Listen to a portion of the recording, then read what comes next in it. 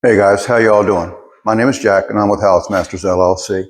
I'm working on a set of stairs here that the homeowners wanted to change from a curb set of risers to a open set of risers. And what I have here is some of the preliminary stuff being done where I am adding a piece of 2x8 to allow the treads to be brought over in a wider fashion. The treads have been actually removed and reset temporarily using screws so I can have easier access to mark the faces of the risers onto the 2x8 that I have screwed in place temporarily. You don't see the marks probably from this angle, but I'll go ahead and bring it in a little bit closer. Perhaps you can see it, but still, anyway, if you can see them, good. But they are there, and it's going to allow me to mimic the original carriage that I have right here if I can get my hand on it. That's marking even with the face of this and the underside of the treads, which is the top of the rough carriages here. And I have them moved over onto this piece here. So that way I can set this up on my saw bench, cut it out, and get this thing screwed back in place permanently so that the new treads that go on, which are actually over here, nice set of white oak treads, and they're all leaning up against there. They're going with a bullnose configuration, which they'll have a newel post set up right here, and this will be the first tread at the bottom. So we're increasing the width of the stairs and adding a bullnose at the bottom. I think it's going to be a very nice detail when it's done. They are also interested in adding some paneling on the wall, which I have some of the preliminary marks just to see how everything's going to size up. Also have a little drawing that I make, which, let me see if I can get that angle right, which is the incentive for the whole thing. This has been drawn on a 3D program that I have. It's a free one called SketchUp. It used to be by Google, but now Trimble has it. And they still have a free version, I think. This is version 2017 that I did this on. Even though it's 2024, I have the old stuff. I don't like the newer online version. Anyway, but this is drawn up and approved by the homeowner so they can see what they're going to have as a final product. This is, as you can see, including the handrail, the treads, risers. Some things I put in color just to help show the differences, so you can actually see the treads, so you can actually see the newel post rather than just being a whole bunch of black and white lines, on a piece of paper. It helps, distinguish one part or another. So anyway, that's what I have. And between that paneling, I'm going to go ahead and show a little bit of a thing, because this paneling was added after the fact. And it's always good when the homeowners know everything that they want off the bat. But down here on this landing nosing, where this paneling is going to be added, this wall is now going to come out another 1.5 inches in thickness. One, because they need a layer on top of this wall to get rid of the texture that's on here versus sanding. There's some marks on the wall, some bubbles in the wall, if you want to call it, bumps that they don't want to see. Besides, they like the panel idea anyway. And they want to get rid of this texture that this wall has. I don't know. This is going to get overlaid with 1/2 inch of MDF just so, one, it'll span over top of these large areas. Some of these panels are up to about 5 foot wide. And just putting 1/4 inch over top of it and trying to finish through 1/4 inch material, putting finish nails through 1/4 inch material, I don't advise it, at least anyway. The nails will pull through very easy should the temperature change, the humidity change in the materials. So all that's all part of my consideration for going with 1/2 inch material, because I know the nail will hold in that. I could glue it, but then again, I don't know the nature of this wall, whether the paint will release first. So that's also something that I can't guarantee, but going with a thicker material will allow that to happen and know that it will last over the long haul. So with that, then with the chalk lines that you see here, those are the horizontals and the verticals with the pencil lines. There's just my medium that I chose to use. Chalk lines, good for long lines. But I drew out the plumb lines with a 6 foot level. And anyway, this is all going to be another additional 3/4 of an inch of material over top of this. So by the time this material is added over top of this here nose. This nose is going to be covered up, and then there's still a piece of skirt board that has to go down here at the stair level. That's the first line here. This red line here is from the skirt board going down. The second line is the rail or the stiles, but this is an angled one. You can call it a rail or a stile, whatever you want. Call it a diagonal. Their material is going to be 4.5 inches wide, and that's what that material is right there. And that's going to be a piece of 3/4 inch thick over top of the 1/2 inch stuff that's of the actual panels that goes across the whole wall. So between the 1/2 inch, 3/4 inch, and then another 1/2 inch of base, by the time this skirt board comes up, pardon the angle. Anyway, by the time the skirt board comes up, again, this landing nosing is going to be covered up. And this is a lovely rip sawn white oak floor, finished natural. So I'm going to glue up another piece of nosing for this area here and recut this line through here to where it now intersects out this way.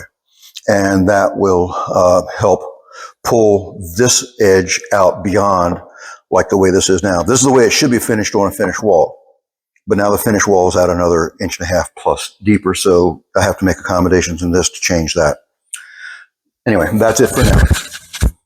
Another thing I see on working in these older homes, this is really not that old, but still, it has different floor finishes going on compared to, pardon the close-up. Anyway, it has different floor finishes going on than what the original intent was. Downstairs, it still has a 3/4 inch floor, so all the risers are the same size. But the upstairs is now finished in the white oak. And that raised up the finished floor a substantial amount compared to what the original ones were. So all these treads were 7 3/4 inch rise. That's including the one that still is good down at the bottom. And all of them all the way up through. They're nice, even, they're accurate. They did a very good job of building a set of stairs. There's a creak down at the bottom, and I'm going to correct also since I got everything open and up. But the last step was at 3/4 of an inch bigger, 8.5 inches versus 7 3/4, which is a code hazard, safety hazard, code violation. Anyway, so what I'm going to do, and you can see the marks, I'm going to add a graduated set of blocks, and you can see I got 11/16 is going to go on top of this tread. I got 5/8 is going to go on top of this tread. And so when I'm going to lose 1/16 of an inch on all these marks so that I'm going to turn this camera around. All right, try this again. Okay, well, anyway, maybe I'll edit that out and maybe I won't. All right, I'm back again. I've gotten the extra carriage that's been added. I've gotten that all cut out. It's in place, and you can see that I got everything lined up very well with the face of the existing risers. And there's even a little bit of room of play for there. I don't even want to say that, but I tell you what, the polyurethane glue that I'm going to bed all these in are actually very, will be very strong. And polyurethane glue is a very good gap filler. You'll see that they are not lined up at the top, but that's intentional. If you remember in an earlier video, which may be in the same sequence, depending on how I edit it, that the bottom rise is at 7 3/4 and the very top rise is at 8.5. So I took and graduated this cut of this one piece that I added here, a 1/16 of an inch difference from the top all the way down to where you'll see that the difference is great at the top.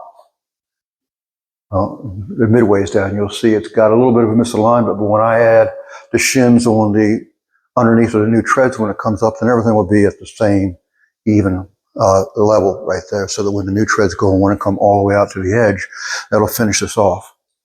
Well, that's all done. I've also made sure that my lines on the wall, the chalk lines that follow the skirt board, are going to follow the new nose height. So that's all been adjusted when I laid it out the other day. Now down here, I made what's called a story rod. And the story rod, I'm going to change this thing over. So the story rod's, layout rod, whatever you want to call it. This is all based on what I know about the newel post. I'm going to go back over here to the Bullnose because that's my key point. The Bullnose is based on that 3D drawing that I have. And all of these layouts here, I know it's upside down, but that's just the way it's at right now. Let me turn it around. Anyway, there you go. That's a little shot of it right side up. I'm going to turn it back down to my perspective again. Anyway, that's all laid out on a 3D drawing that I made. I have a full-size drawing of the way the balusters are going to come down, where the newel post is, and there's an offset for a turnout that's going to go on top of this set of stairs, and it has a 4 7/8 offset. So that's the center line of the balusters through here in the pencil line, and I drew that to a center line for the newel, and then laid out a 3.5 by 3.5 inch square newel post there. And to get this dimension, that dimension, and this dimension all equal, that's how I was able to, I guess I said that right. This bullnose is sized where this placement is, where I got the same dimension there, same there, and it's all well centered in that. With this baluster line, which I'll be taking up on the staircase, and that's what this little piece of business that I got here, again, get it adjusted, sorry about the roller coaster ride. That's the nose of the bullnose out here. Let me see if I get this right in the picture. That's the end of the bullnose there. That's the riser face under the bullnose. That's the backer that's going to carry the curved riser to match that radius that's on the bullnose that you've seen over there. This is just labeling saying that I have the bullnose beyond this point. And that's the offset to the center line of the newel based on that drawing over there on that blue tape thing for the bullnose. And that's what that says right there. Now, the turnout that's coming up the set of stairs is going to go on up from the top, and it's going to come on down. It's going to have what's called a turnout. You'll see that in a later video. That has a 4 7/8 of an inch offset, and that's where I describe that right in all this mix of numbers right here. It's marked as center line. So I like my balusters to be, when they're all done, with their overall width, which these will be metal balusters with metal shoes at the bottom. I want the metal shoes to be right on the edge of the skirt board on the side and right on the face of the riser on the front. So that's what that's all about. And then that'll tell me where my finished panels are going to be at and the center of these balusters. So with that, this number right here, which I had to move them around the side, there's my skirt, the mole caps for the panels, and the MDF panel itself. The MDF panel is 1/2 of an inch thick. The moles are 11/16, and the skirts are 11/16, written on the other side right there. So the moles are going to be flush with the drywall. And with that lining up with the edge of the drywall, I think that gets the idea right there. I'm going to use a straight edge to make sure, because the drywall is out a little farther than my skirt, my rough carriages, which is intentional. I'd rather have shim space than it being out too far.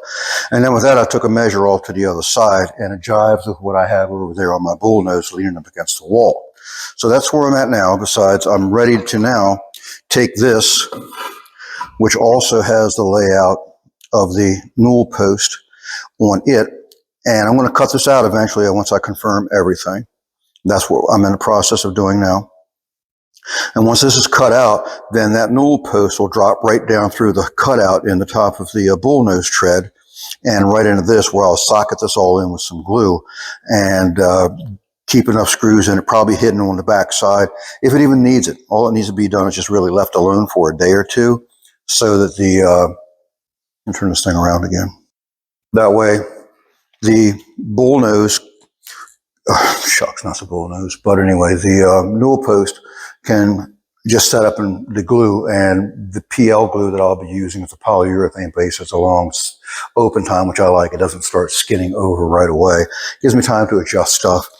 And this right here will be rock solid when it's all done, because I got this one going in, and I'll show you more in that video later on. Continuing on with the staircase, I laid out the bullnose down there, and the way it looked, it was sticking out really far out, more into the room than what I was hoping. Just looking at the basic pieces that I was working with, that was the blocks, and I'll show you then when I get downstairs at the bottom. I got the camera positioned at the top of the stairs right now, so hopefully it'll show up well down there. But anyway, when I took a story rod, the layout pole, and I moved all my marks up here where the newel post, the half newel, will be at the top of the stairs here. I move this, reposition this.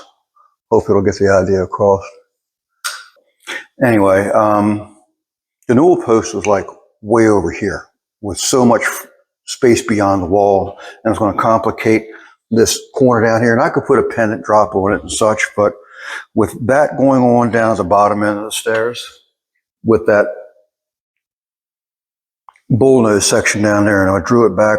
I wanted to get this up here closer to this corner. So right now, the way it is, the corner, the newel post is going to be about maybe an inch off the corner here.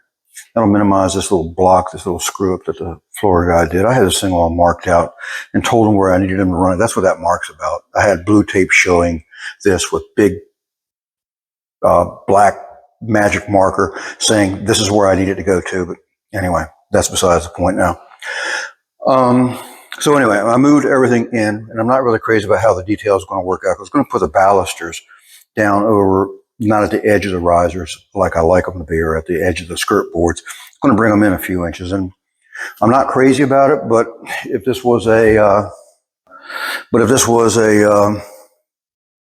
new build, this wall could have been brought back farther, and it wouldn't be such an issue. But I'm working with existing conditions, so there's got to be some give and take here. And it's not my ideal situation, but this is how I'm going to tackle it, because I just don't like how much, walking down the stairs now, I just don't like how much this bullnose, and I'm going to turn it around, how much this bullnose will stick out. Go ahead and get this in place. I sanded the floor down here so that the glue, and no, I'm not cutting out the floor.